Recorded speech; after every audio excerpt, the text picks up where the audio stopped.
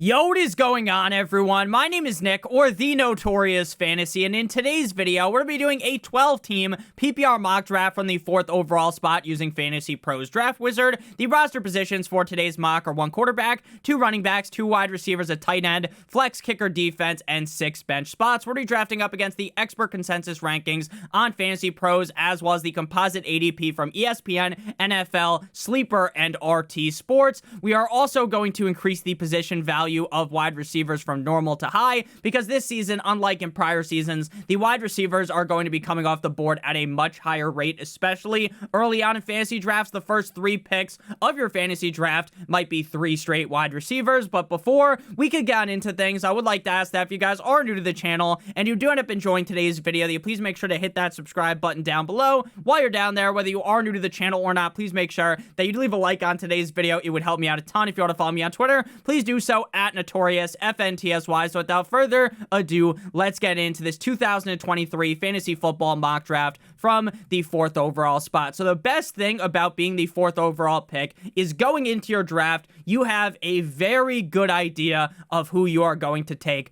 99% of the time, Jefferson, McCaffrey, and Jamar Chase are going to be the first 3 picks. Now, maybe in some leagues, Jamar Chase could go number 1 overall, or in some leagues, McCaffrey might be the 101, but a majority of the time, all 3 of those guys will be gone by the time you get to make your pick.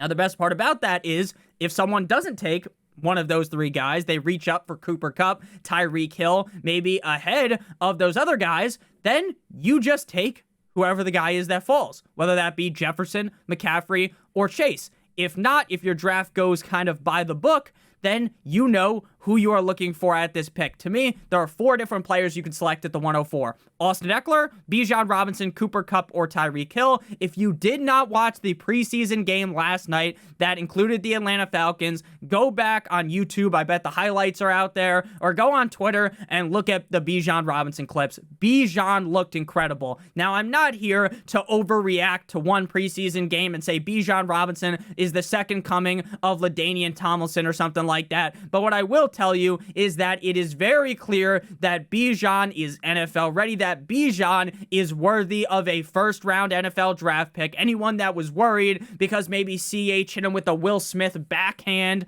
in a couple of years ago when he was being drafted in the first round as a rookie, and now they are permanently burnt by that decision, do not worry about Bijan Robinson. This guy could easily finish in his rookie year as the running back 1 in fantasy football.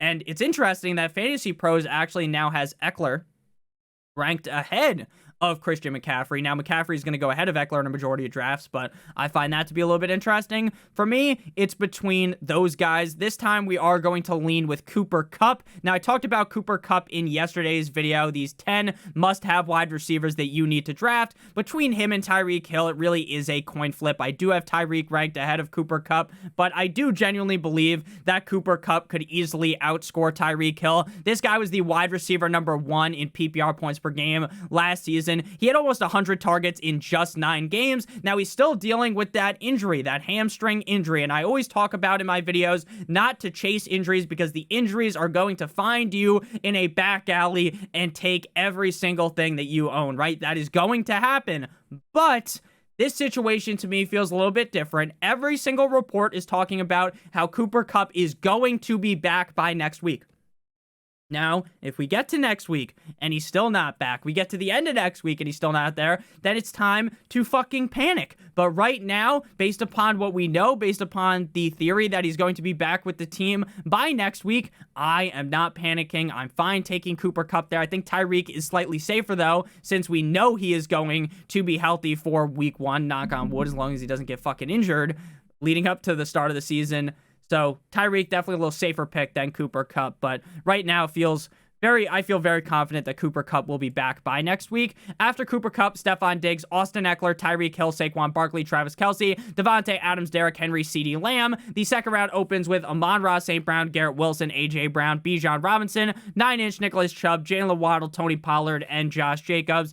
If Bijan Robinson was available in the second round, I would not even be able to function, right? I would be just so shocked that that was possible. That's not going to happen. He is going to be a first-round draft pick in every single draft you do. And if he's not a first-round draft pick, you're playing with a bunch of certified fucking buffoons, the idiot league mates from all those fantasy football videos that you see on YouTube. So we're back up on the clock here. Best players still available at quarterback. All of them are available. Travis Kelce obviously off the board, so Andrew's still available, as well as TJ Hawkinson. Funny that Fantasy Pros now has Mark Andrews ranked ahead of Travis Kelce. If you have Mark Andrews ranked ahead of Travis Kelce, you are straight on galaxy braining everything.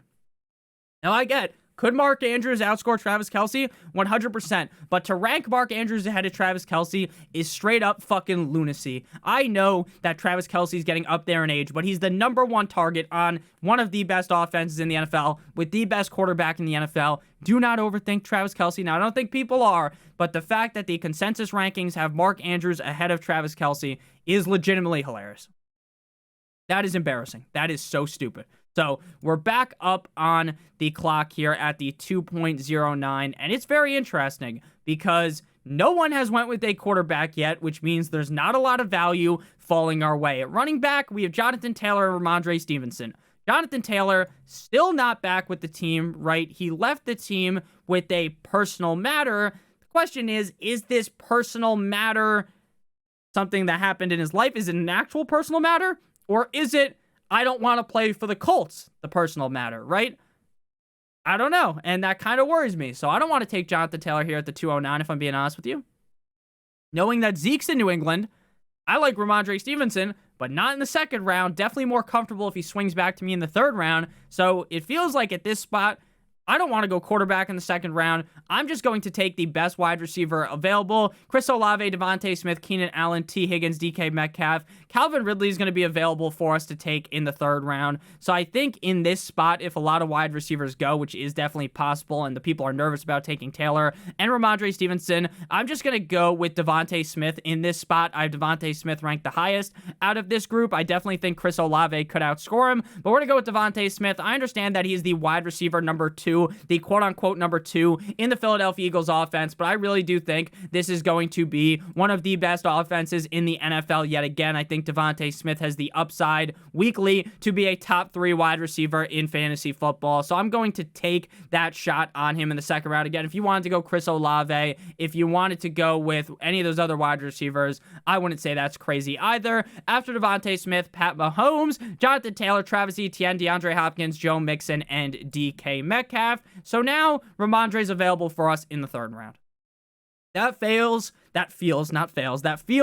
a lot more palatable, right? Zeke's going to be there 100%. Zeke is going to take touchdowns away from Ramondre Stevenson. Ramondre is going to run 99 yards, put the fucking team on his back, Marshawn Lynch, Beastquake style, fall on the 1-yard line, and then Bill Belichick is going to get fat Zeke to go run the fucking rock into the end zone. We know that's going to happen, but Ramondre is still the better pass catcher. He's the better runner. He does every single fucking thing better than Ezekiel Elliott can even dream of at this point in Zeke's career. So Ramondre is still going to be good in fantasy, but I know for a fact that it is going to be incredibly frustrating every couple of games when Ramondre has like 120 yards, he has 7 catches, or 5 catches, more realistic, right? Has this huge game, right? Looks amazing, played great, but he has no touchdowns because Zeke somehow has 2, right? I think this Patriots offense is going to be better. I think the fact that they got rid of their stooge offensive coordinator, Matt Patricia, is going to help out this offense a ton. So if Ramondre falls to you in the third round, I still think he is worth that selection. But in the second round, that is way too gross for me, way too high of a price to be paying again, because Zeke's involvement might be higher than we think as well, right? We're still dealing with the Patriots, right? The Patriots who don't give a shit about your fantasy team, right? Even though Ramondre is levels ahead of Zeke at this point, you never know, man. It's Bill Belichick, and that's one thing that also kind of concerns me, even though all reasonable thought would be that Ramondre should still have a great season. If Ramondre wasn't available, I probably would have went with Chris Olave, Calvin Ridley, Keenan Allen, T. Higgins, one of those guys at that spot. So after Ramondre, Keenan Allen, Mark Andrews, Chris Olave, Josh Allen, Jalen Hurts, T. Higgins, Amari Cooper, Najee Harris, Jahmyr Gibbs, TJ Hawkinson, Breece Hall, Deebo Samuel, Damian Pierce, Lamar Jackson, Calvin Ridley, Aaron Jones. I think I have kind of changed my mind on Breece Hall. Now, I'm still not all hands on deck on Breece Hall, right? I'm not just shaking in my chair to draft Breece Hall. I'm not fiending to draft him, but I do acknowledge that while the first couple of games might be straight up washes for Breece Hall, at the end of the season, when you need those W's, right? When you're in the playoffs, if you make it to the playoffs, Breece Hall's a guy that could take you over the top.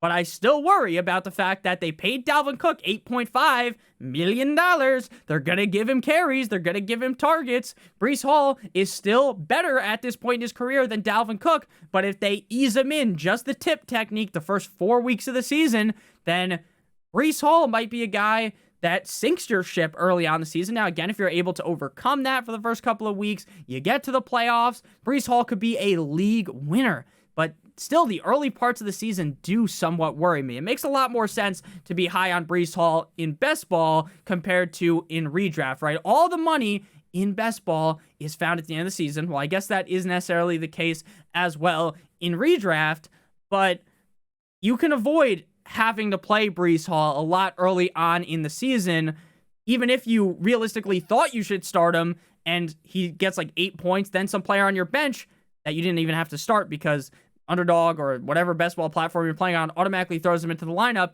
In redraft, you have to draft him in the 4th round and then physically take him out of your lineup, sit him, and then chance the fact that he might score 25 points, hang his nuts on the defense. So it's definitely a lot more palatable drafting him in best ball compared to redraft, in my opinion. Looking at the quarterbacks, Joe Shiesty, Justin Fields, Justin Herbert, the pervert.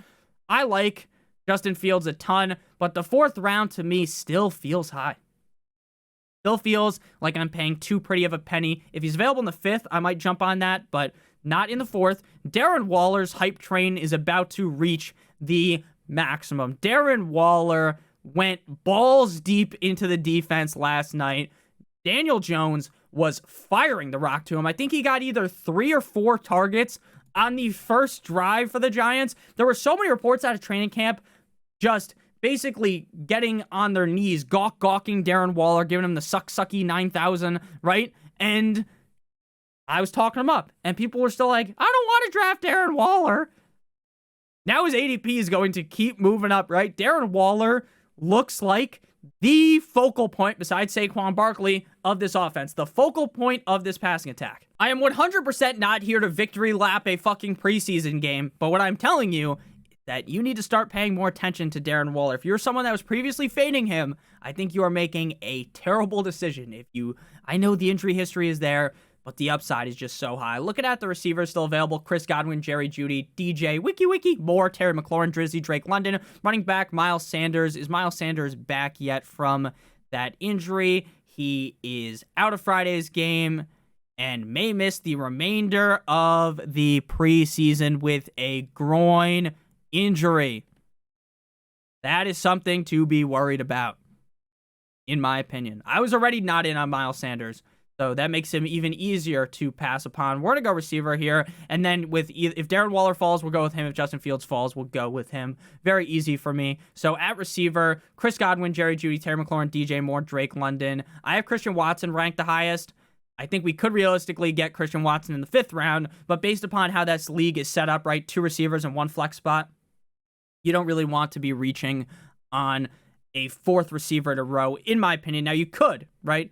You could go with, or not a 4th receiver in a row, right? Because we went with Stevenson in the 3rd round, but a 4th receiver in our first 5 picks. You definitely could, but I wouldn't look to do that in this type of a league setup. So normally, Terry McLaurin is like the safety net. We don't want to go with him. We're going for the high upside pick. We're going to go with DJ Moore here of the Chicago Bears. Again, I have talked up DJ Moore so much this offseason. A lot of people nervous to draft him because he's burned them in the past, but this guy is in the best situation he's ever been in. The Carolina Panthers have basically given this guy a noogie. They fucking given him a wedgie and stuck the hook into him and then lifted him up a flagpole, like in one of those old movies, right? When someone would get bullied, they get wedgied, they get sent up on the phone pole, the flagpole, right? No one's ever done that in their life, but it happened in a lot of movies, right? That's what the Carolina Panthers quarterback situation did to DJ Moore. Now he gets Justin Fields, better offensive line this year in Chicago, a more pass-heavy offense. Now, they're not going to be the most pass-heavy offense. They're not going to be the Kansas City Chiefs, but they are going to throw the ball a lot more, in my opinion, so I'm a big fan of DJ Moore. After DJ Moore, Darren Waller came off the board, followed by Jerry Jeudy, Terry McLaurin, Justin Fields, Joe Shiesty, and Rachaad White. Sadly, Fields did not fall to us, and neither did Darren Waller. That is a big feels bad man, in my opinion. Could go with Kittle, Goddard, Pitts at this spot, but if I'm being honest with you, it almost does just kind of feel like a reach at this point to go with any of those guys. The quarterbacks in this range, sure, I get by the time that I get to pick again in the 6th round, Herbert, Lawrence are going to be gone, but do I really want one of those guys? Like, that really feels like just a safe pick, right? Wrapping a condom around your team. Herbert, probably not going to bust, right? Had a down season last year, but that's just because he got hurt early on in the season against the Chiefs and just wasn't the same after that.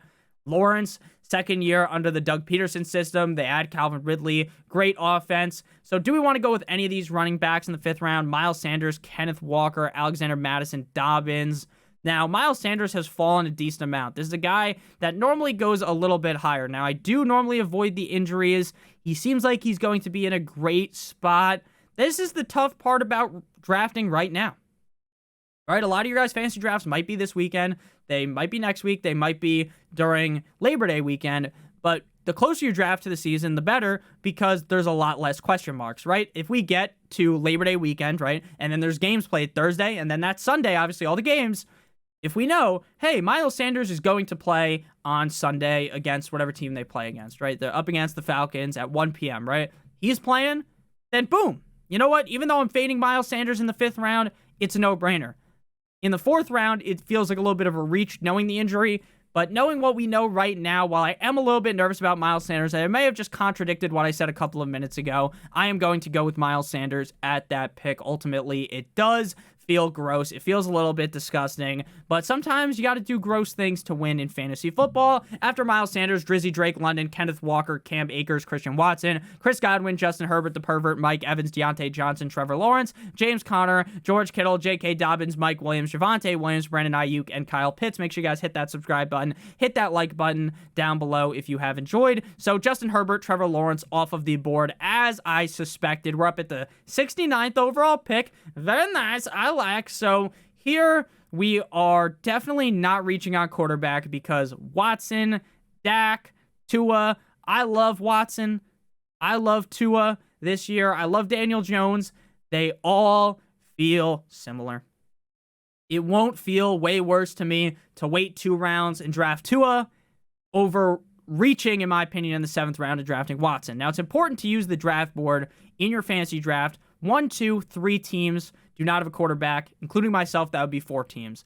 So while we might get sniped on these guys that I like, I am fine drafting, right? So 4 teams don't have quarterback. So even if Watson, Dak, and Tua all come off the board, I'm fine with Daniel Jones being my quarterback number 1. The rushing upside really helps me feel confident in him. The addition of Darren Waller makes me feel even more confident. So taking a quarterback, here's a reach. Dallas Goedert's a guy that I have been pretty off on this offseason, not because I think he's a bad player, but just because he feels safe. And I know if you've listened to my channel in the past, this is a point that has been regurgitated a bunch. I'm going to just do the too long didn't read version, right? Dallas Goedert is a great tight end.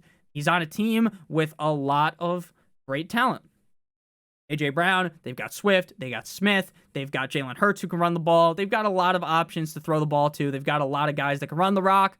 So Goddard's just a safe pick, right? You draft him, you feel like, hey, I got a safe pick, but you don't feel really good about drafting Dallas Goedert because you know on a week in, week out basis, he's probably not going to be like a top 3 tight end or a top number 1 tight end. The reason why you win your week, he's just not going to sink your ship. So looking at the players available, though, at some point, that's worth it. In the 5th round, the 4th round, sometimes where he goes, that is a no bueno move. But here in the 6th round, I definitely feel confident taking him because, again, while I don't feel like he's a super sexy pick, there's something to say about the guy that's just a staple in your lineup every week. Plus, if you draft Goddard, then you don't have to worry about playing potential tight end fucking roulette, right? Where you're playing one guy one week, you cut him, you're streaming, you're drafting, you're picking up other tight ends, or you're stuck drafting 2 tight ends, you're cycling them in and out. You can never figure out which fucking tight end to start. You want to blow your brains out, right? If you draft Goddard, you don't have to do that. After Goddard, Alvin Kamara, Michael Pittman, Dalvin Cook, Michael Thomas, Tyler Lockett, and George Pickens. I have already said that we up on Michael Thomas. I am all over Michael Thomas in fantasy this year in the 7th round. Is a little too high for me, though. So we're back up on the board. Could go quarterback, but we ain't going to do that. Since we have Miles Sanders and Ramondre, our running back core feels a little volatile. We are going to go with another running back here. Alexander Mattison, best running back available, but that does seem very unlikely that he would actually be available here in the 7th round. Even though there are a lot of people worried about Alexander Mattison, I don't think that's possible, so we're going to not draft him because I think it would be very unlikely that he was there. Obviously, in a real draft, I am going to take Alexander Mattison.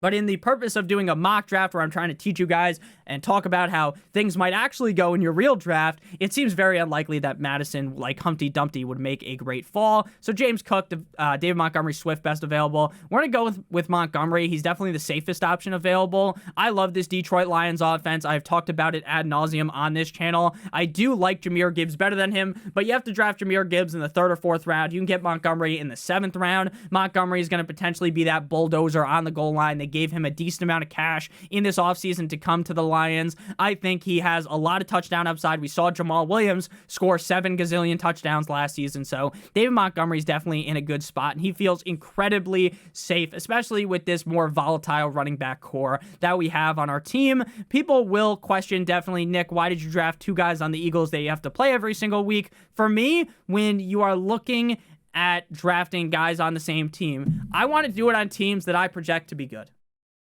Right? I love Nico Collins. I love Dameon Pierce, but it feels gross when you leave your draft and you have to start both of them potentially. Right now, you're not going to have to because you drafted Nico Collins super late, but if you drafted 2 guys on an offense you project to not be the greatest, it feels great. It feels gross, right? If you draft Godwin and Evans and then they're in your lineup every single week, if Baker has a shit game, if the Bucks are dead in the water sleeping with the fishes, you are going to feel terrible about having made that decision. But if you have 2 guys on an offense like the Eagles, if you have 2 guys on, for instance, a team like the Bills, the Dolphins, some of these better teams, and then now people are going to be like, Nick, the Dolphins aren't a great team. You're just biased. Well, I fucking hope the Dolphins are good this year because otherwise I'm going to be hanging from the fucking ceiling. So after David Montgomery, Tua, Christian Kirk, Alexander Mattison, DeAndre Swift, Hollywood Brown, Isaiah Pacheco, Dickie Dak Prescott, James Cook, Khalil Herbert the pervert. Actually, he's not Khalil Herbert the pervert. We just got Justin Herbert the pervert. Antonio Gibson, Niners defense, A.J. Dillon, Jackson Smith the Jigba. I want a bad bitch, Jordan Addison Ray, Jahan Dotson, and Brian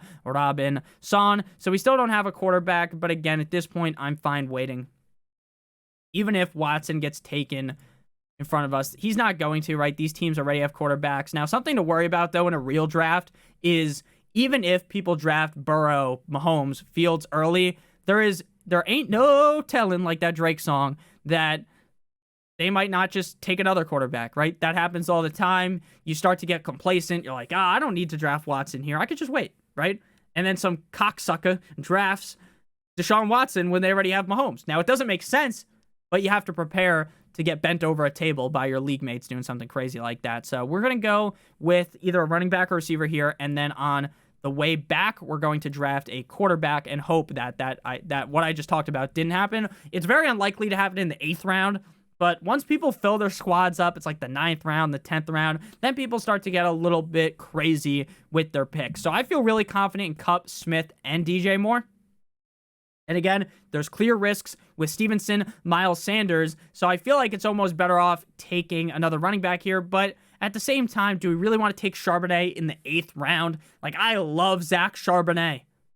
I love Zach Charbonnet more than Kanye loves Kanye, but I don't know if I want to draft him in the 8th round. It feels like just going receiver here is the better pick. There's some running backs I like late that we can just jam onto this roster. So Brandon Cooks, Treylon Burks, Sutton, Gabe Davis, Juju, Elijah Moore still available to pick. I'm going to go with Brandon Cooks. Brandon Cooks feels relatively safe, but he also has some solid upside. This is a guy that in his career just prints 1,000-yard seasons like Mike Evans. I know he had a down year in 2022, but that's really just because the Houston Texans offense as a whole was incredibly stagnant. This was an offense that had the giraffe neck Davis Money Mills being their quarterback. I think if Brandon Cooks was still on the team with CJ Stroud, he'd probably have a huge season, but now he's in Dallas with Dak Prescott. Obviously the number 2 behind CeeDee Lamb, Michael Gallup in the number 3 hole. I like Brandon Cooks a decent amount this season. He feels safe, and this is a Cowboys team that's in a soft as baby shit NFC where he could have Dak, and this offense could have some really huge games.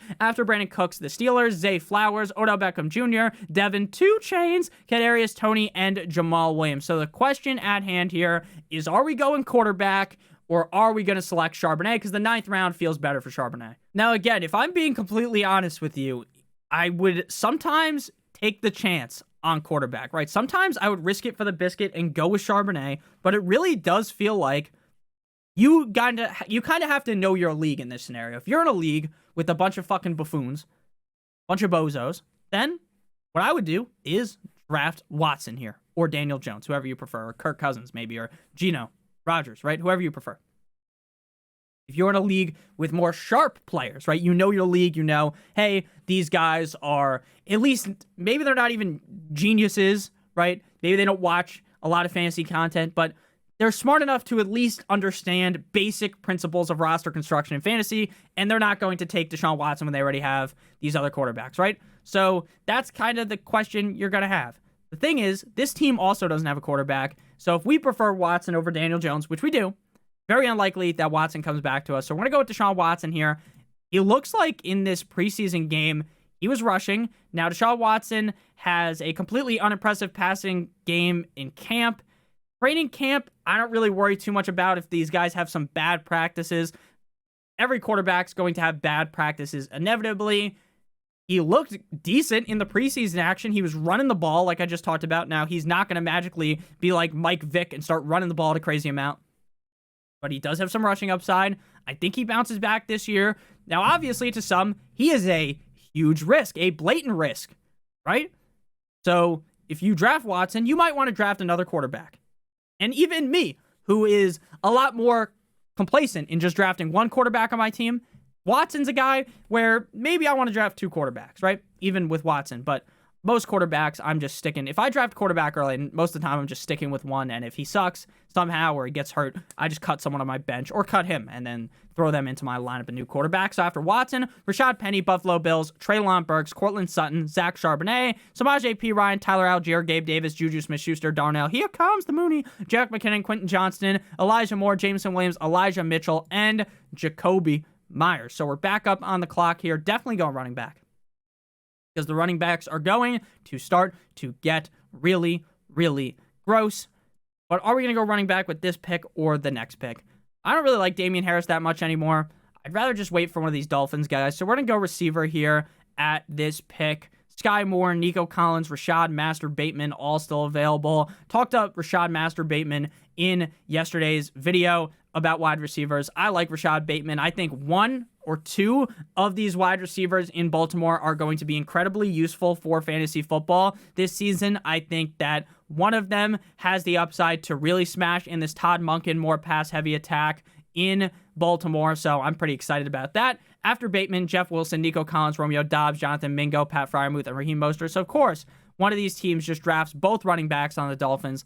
A legitimately insane person move, but that's just what we get, right, for rating on running back. So even though I kind of just shit on Damian Harris, in the 11th round, it feels fine to me, right? I think James Cook is definitely going to be the guy getting a majority of the carries, but I will acknowledge that if something happened to James Cook, Damian Harris is still good enough. He's not fully cooked in his career to where Damian Harris would be very valuable for fantasy. After Damian Harris, we see Kenneth Gainwell, Aaron Rodgers, Evan Ingram, Sky with 2 eyes more, the Eagles defense, Kendre Miller, Devin Singletary, Cole Kmet, David Njoku, Danny Dimes, Jalen Hyatt, Zeke, Dalton Kincaid, Jalen Warren, Kirko Chains, and Dalton Schultz. Very easy, though, for us to come back and draft Tank Bigsby here. Tank Bigsby is a guy taking all these mock drafts. He's a guy that I want on all my teams. I don't like ETN this year. I think ETN isn't as good of a running back. He wasn't worthy of that first-round NFL draft capital. Struggles to catch passes. Bad on the goal line. And what does Tank Bigsby do good? He can catch passes, and he's dominant. 50 Shades of Grey style on the goal line. I want pieces of Tank. After Tank, Ramondre Stevenson, Greg Dulcich, Tyler Higbee, Roshan Johnson, Donta Foreman, Gus Edwards. So we have 1, 2, 3, 4, 5 running backs on this team. 1, 2, 3, 4, 5 wide receivers. So the question here is, do we want to go running back or quarterback? Because I don't think we need another receiver on this team. I feel very confident in our receiver core. Our running back core is a little lacking. Now, some people worry about the bye weeks. Nick, you have Cooper Kupp, Smith, and Dallas Goedert on bye week 10. What you have to understand about bye weeks is they legitimately don't matter outside of quarterback and tight end. If you're drafting 2 quarterbacks, they need to have different bye weeks. You're drafting 2 tight ends, they need to have different bye weeks. By week 10, by week number 10, a lot of these guys on the team won't be on the team if you're active on the waiver wire, if you make trades. Injuries happen, right? So you want to be able to pivot later in the season. So you don't necessarily need to just worry too much about buys. I don't even think about buys in the draft, except for, again, a quarterback and tight end. Looking at the running backs, we're just going to go with Zamir White here. He's kind of a layup of a pick at this point. If Jacobs doesn't show up, Zamir White is the best value in your fantasy football draft. If Josh Jacobs shows up, then guess what? You just cut him. Right? And then this team, maybe you're worried about Watson, calls for another quarterback, you cut him, you pick up Anthony Richardson off the waiver wire. So after we went with Zamir White, Geno Smith, Clyde Edwards-Helaire, Chuba Hubbard, Jerome Ford, Allen Lazard, Juwan Johnson, Donovan Peoples-Jones, the Cowboys, Cordero Patterson, the Bucks, Leonard Fournette, Kareem Hunt, Justin Tucker, Daniel Carlson, Adam Thielen, and Harrison Butker. We are going to go with a kicker first and then a defense. I'm going to go with Tyler Bass here as our kicker. And then for defense, you want to draft a defense playing a not-so-hot opponent in week 1. Doesn't matter how great the defense is. If you like the certain defense, all that matters is the opponent that they're playing against. The Ravens defense, you might think they're good. You might think they're bad. Doesn't matter, though, because they're playing the Houston fucking Texans week 1. The first game of C.J. Stroud. That might be a disaster for C.J. Stroud. So we get our team back here, our grade. We get an 85 out of 100. In my opinion, this is a really solid team, so I disagree with the grade.